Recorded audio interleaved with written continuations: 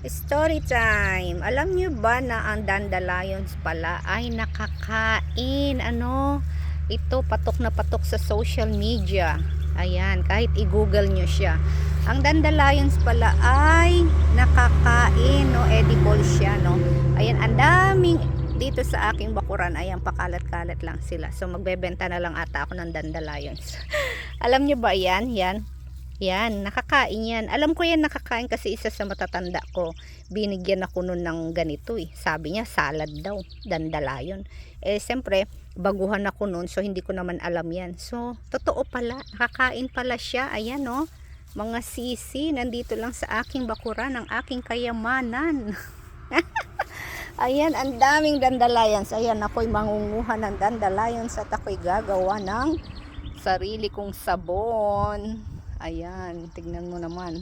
Ang daming dandelions kung saan-saan nandun. Palibot.